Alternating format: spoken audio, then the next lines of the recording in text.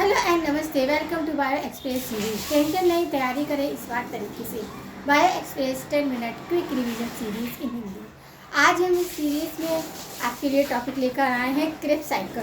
Krebs cycle ये किससे related है? आपका एनारोबिक आपका रिस्पिरेशन से। हमने एनारोबिक रिस्पिरेशन देखा, एरोबिक रिस्पिरेशन देखा, ग्लाइकोलिसिस देखा। तो ये हमारा किससे रिस्पिरेशन, सेलुलर रिस्पिरेशन से आपका क्या है, कनेक्ट रहता है। तो क्रेब साइकिल को हम ट्राई एसिडिक साइकिल भी बोलते हैं, और आपका क्या बोलते हैं, काफ़ी अदर नेम है। सिट्रिक एसिड साइकिल भी बोलते हैं। क्यों बोलते हैं ये, जब हम अभी ये पाथवे देखेंगे तो वहाँ पे रीज़न बताएंगे कि किस वजह से इसे सिट्रिक एसिड साइकिल बोलते हैं, क्रेब साइकिल बोलते हैं, और आपका क्या बोलते हैं, TCA साइकिल बोलते हैं, ट्राई कार्बोक्सिलिक साइकिल, ये सब। तो हमारा क्या है आज का टॉपिक? हमारा टॉपिक है क्रेब साइकिल। इसको हम क्या बोलते हैं? सिट्रिक एसिड साइकिल भी बोलते हैं, TCA साइकिल यानी कि ट्राई कार्बोक्सिलिक साइकिल भी बोलते हैं, एसिड साइकिल। डिस्कवर किसने किया था? Hans and Krebs. Hans Krebs नाम के एक साइंटिस्ट ने किया था। इन्होंने ही यूरिया साइकिल का भी इन्वेंशन किया। यूरिया साइकिल का इन्वेंशन बाद में हुआ, इस वजह से इसका पहले हुआ, इसलिए इसका नाम क्या हो गया, क्रेब साइकिल पड़ गया। क्योंकि क्रेब साइकिल दे दिया गया था, इसलिए अब यूरिया साइकिल को क्या नाम दिया जाए? तो यूरिया साइकिल को यूरिया साइकिल बोलते हैं, और ऑर्थिनाइन साइकिल ही बोलते हैं। क्या बोलते हैं? ऑर्थिनाइन साइकिल बोलते हैं। साथ ही क्या करते हैं, इसे हम बोलते हैं क्रेब हैंसलेट। हैंसलेट कौन थे? क्रेब्स के स्टूडेंट थे। तो क्रेब्स आपका क्रेब्स हैंसलेट साइकिल ही बोलते हैं। किसे? यूरिया साइकिल को। क्योंकि ये बाद में डिस्कवर हुआ, पहले क्रेब साइकिल हुआ, इसलिए यहाँ पर साइंटिस्ट के नाम पे क्रेब साइकिल कहने लगे। अब यूरिया साइकिल को क्या नाम देते? यूरिया साइकिल बोला गया, या ऑर्थिनाइन साइकिल बोला गया, या फिर इनके स्टूडेंट थे उनका नाम भी कंबाइंड करके हैंस, आपका हैंसलीट, क्रेब्स हैंसलीट, ये आपका साइकिल का। किसे? यूरिया साइकिल को। अब जो ये यूरिया साइकिल है हमारा प्रोकैरियोट्स में क्या होता है? साइटोसॉल में होता है। किस में होता है? साइटोसॉल में। बट यूकैरियोट्स में ये होता है मैट्रिक्स, माइटोकॉन्ड्रियल मैट्रिक्स में। किस में होता है? माइटोकॉन्ड्रियल मैट्रिक्स में। याद रखना कि माइटोकॉन्ड्रियल मैट्रिक्स में रहता है। एक और ख़ास बात इसे याद रखना है कि जो सिट्रिक एसिड में एक एंजाइम ऐसा होता है जो यूज़ होता है, जो आपके माइटोकॉन्ड्रियल मैट्रिक्स में नहीं होता है। कहाँ होता है? इनर माइटोकॉन्ड्रियल मेम्ब्रेन में होता है, सक्सेनिक एसिड। याद रखना, सक्सेनिक एसिड को एंजाइम जो है वो आपके मैट्रिक माइटोकॉन्ड्रिया में ना मिलके इनर मेम्ब्रेन ऑफ माइटोकॉन्ड्रिया मिलता है। इसलिए ये एक ऐसा एसिड एंजाइम है कि को एंजाइम है जो कि मैट्रिक्स में ना मिलके किसे मिल रहा है?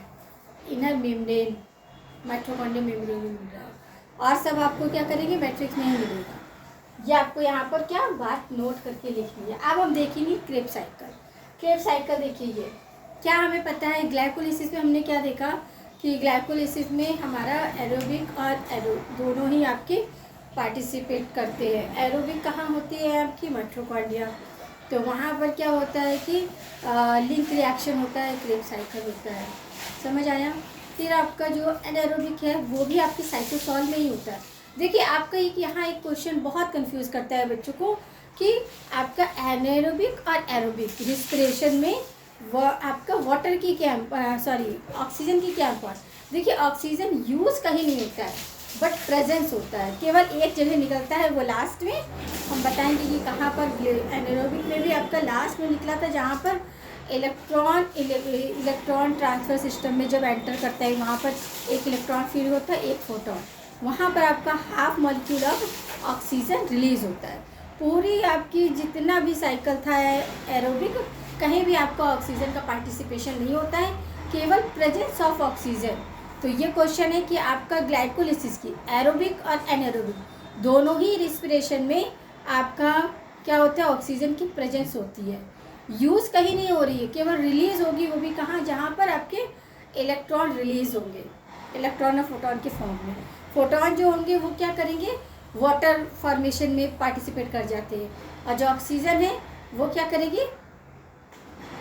ऑक्सीडेशन करके। ऑक्सीडेशन और रिडक्शन समझ में आता है ना? ऑक्सीडेशन में क्या होता है? ऑक्सीडेशन में होता है कि ऑक्सीजन गेन होती है, हाइड्रोजन लॉस होता है और आपका इलेक्ट्रॉन लॉस होता है। इसका जस्ट उल्टा रिडक्शन में होता है। रिडक्शन रिएक्शन में क्या होता है, वहाँ पर हाइड्रोजन गेन होता है, ऑक्सीजन लेस होती है या लॉस होती है और इलेक्ट्रॉन का लॉस होता है। समझ आया?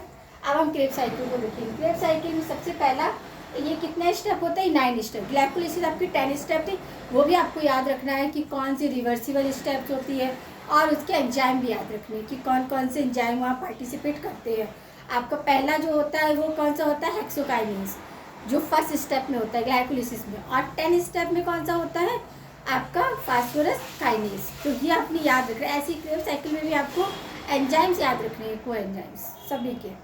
तो हम देखेंगे यहाँ पर ये स्टार्ट होती है सिट्रिक एसिड का 1 एसिटिल कोएंजाइम। पता है हमें लिंक रिएक्शन, सबसे पहले ग्लाइकोलाइसिस हुई, उसमें क्या हुआ, 1 मॉलिक्यूल ऑफ ग्लूकोज किसमें ब्रेक डाउन होगा, 2 पायरुविक एसिड में। 2 पायरुविक एसिड ऑक्सीजन की प्रेजेंस में जाके लिंक रिएक्शन करेगा और एब्सेंस में क्या करेगा, फ्रेगमेंटेशन करेगा जाके।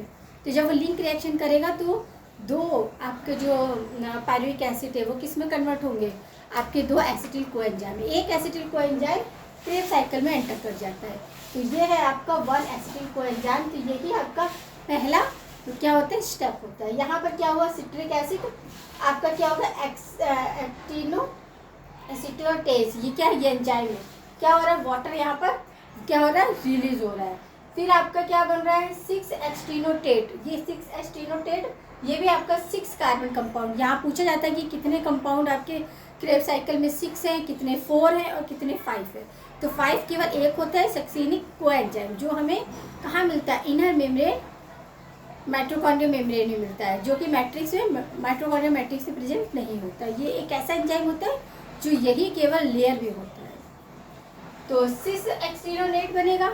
यहाँ पर किस एंजाइम की हेल्प से आइसोसिट्रेट में कन्वर्ट हो जाएगा, एसिनोटेट। ये याद रखना है आपको। फिर आइसोसिट्रेट जो होगा, आइसोसिट्रेट डिहाइड्रोजनेट की प्रेजेंस में आपके एक NADH2 रिलीज करेगा, वाटर कार्बन डाइऑक्साइड रिलीज करेगा और किस में कन्वर्ट हो जाएगा, ये कन्वर्ट हो जाएगा अल्फा कीटो ग्लूटारेट, ग्लूटारेट में कन्वर्ट। अब ये अल्फा कीटो ग्लूटारेट डिहाइड्रोजनेट की प्रेजेंस में सक्सेनिक कोएंजाइम में क्या हो जाएगा, कन्वर्ट हो जाएगा।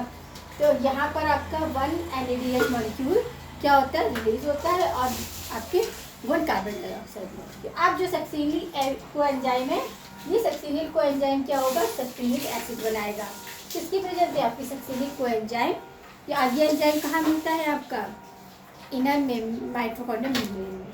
फिर यहाँ पर क्या हो गया, SDH। ये क्या है, सक्सेनिक डिहाइड्रोजनेट। इसकी प्रेजेंस ये कहाँ मिलता है आपका, एक तो इनर माइटोकॉन्ड्रिया मेम्ब्रेन में मिलता है, दूसरा इसका कम्पिटिटिव इनहिबिटर होता है जो कि मालेट होता है। क्या होता है, मेलोनेट जो होता है वो इसका कम्पिटिटिव इनहिबिटर। पूछा जाता है कि SDH का यानी कि सक्सेनिक डिहाइड्रोजनेट, ये इसका जो कम्पिटिटिव इनहिबिटर कौन है, तो आपने याद रखना है मेलोनेट है। क्या है, मेलोनेट इसका कम्पिटिटिव इनहिबिटर होता है। समझ आया? फिर आपका ये आपका SDH की प्रेजेंस में FADH रिलीज होगा और फ्यूमिक एसिड में कन्वर्ट हो जाएगा। फ्यूमिक एसिड क्या करेगा, एक वाटर मॉलिक्यूल का यूज़ करके फ्यूमरेज एंजाइम की प्रेजेंस में आपका मैलिक एसिड में कन्वर्ट हो जाएगा। किसमें कन्वर्ट हो जाएगा, मैलिक एसिड में। ये मैलिक एसिड आपका मेलेट डिहाइड्रोजनेट की हेल्प से एसिटिल कोएंजाइम बनाएगा। एसिटिल ऑक्सैलिक एसिड बना यहाँ पर, जो कि 4 कार्बन एटम होता है। फिर यहाँ पर सिट्रेस सिंथेसिस की हेल्प से ये किसमें कन्वर्ट हो जाएगा, सिट्रिक एसिड में। समझ लगा आपको किस तरह ये पूरा। अब देखिए इससे क्वेश्चन बहुत अच्छे से बनते हैं क्रेब साइकिल से। ये बनता है कि कहाँ पर कार्बन डाइऑक्साइड रिलीज हो रही है, कहाँ पर NADH2 बन रहा है, कहाँ पर FADH2 बन रहा है। तो आपको देखना है, ये फर्स्ट स्टेप है। 2 स्टेप जहाँ जहाँ स्टार मैंने बनाया, पहला, सेकेंड, थर्ड और 4, 5, 6, 7, 8, 9 इसमें पूरे स्टेप होते हैं। तो फर्स्ट स्टेप में क्या होता है, फर्स्ट स्टेप में CLP होता है। CLP यानी कि यहाँ पर ये देखिए वाटर, CLP क्या हुआ, सबस्ट्रेट लेबल, आपका सबस्ट्रेट लेबल डिहाइड्रो फास्फोरेट, ये होता है आपका CLP। ठीक है। फिर इसका ऑक्सीडेटिव डिहाइड्रो क्या होते हैं, 2 स्टेप में होते हैं आपके, 4th और 5th में। 4th कहाँ है आपका, ये 4th, यहाँ पर कार्बन निकल रहा है, कार्बन डाइऑक्साइड निकल रहा है। और 5th में आपका कार्बन डाइऑक्साइड में, दोनों में। क्यों? क्योंकि क्या है, ऑक्सीडेटिव डीकार्बोक्सिलेशन, यानी कि कार्बन डाइऑक्साइड निकलेगा। तो ये 2 स्टेप हो रहे हैं 4th और 5th में।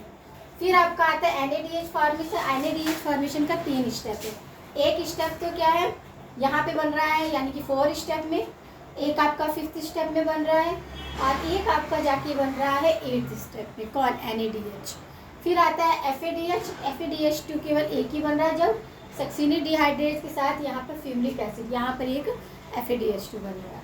फिर आपसे क्वेश्चन पूछा जाता है हाइड्रेशन, यानी कि यूज़ कहाँ हो रहा है आपका वाटर का। वाटर का यूज़ होता है 1, 3, 8, 3 स्टेप में होता है। 1 में यहाँ देखिए यूज़ हुआ, यहाँ यूज़ हुआ, 1, 3 और 8 यहाँ पे यूज़ हुआ।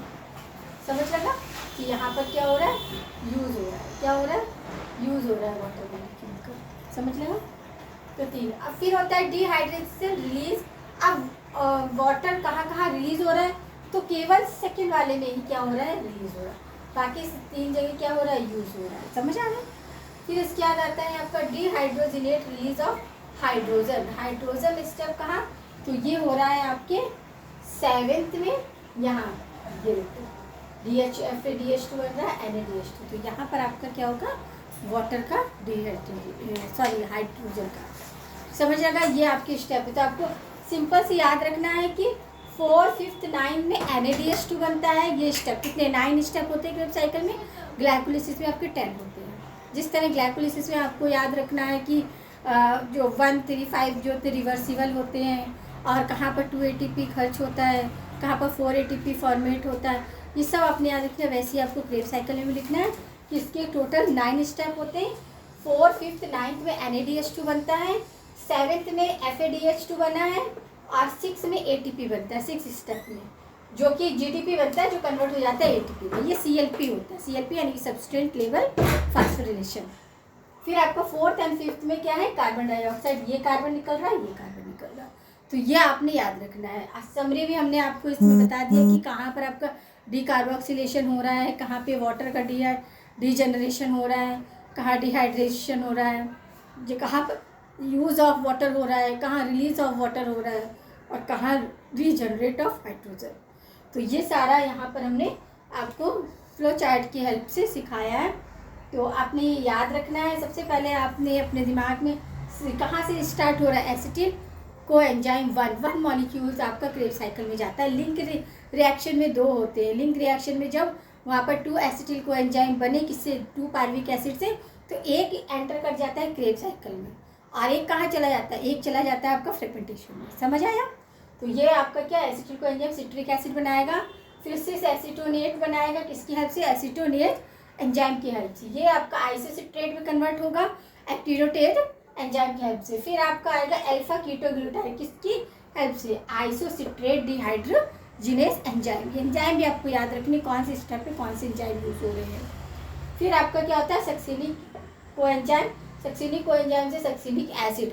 अब सक्सिनिक एसिड में यहाँ पर जो डिहाइड्रोजिनेस यूज होता है वो इनर माइटोकॉन्ड्रियल मेम्ब्रेन में मिलता है, वो माइटोकॉन्ड्रियल मैट्रिक्स में नहीं मिलता है। ये भी आपको याद रखना। ऐसा कौन सा एंजाइम है जो आपके मैट्रिक्स में ना मिलके मेम्ब्रेन में मिलता है, तो वो सक्सिनिक डिहाइड्रोजिनेस होता है। फिर यहाँ फ्यूमरिक एसिड बना, मैलिक एसिड, और फिर ऑक्सैलिक। समझ आया? ये उम्मीद करते हैं कि आपको क्रेब्स साइकिल का कंसेप्ट समझ आया होगा। बने रहिए इसी तरह हमारे साथ सीरीज़ में, और करते रहिए अपने कंसेप्ट को ब्राइट। मिलते हैं नए टॉपिक में एक नए कंसेप्ट के साथ। तब तक के लिए पढ़ते रहिए और अपने कंसेप्ट को करते रहिए स्ट्रॉन्ग।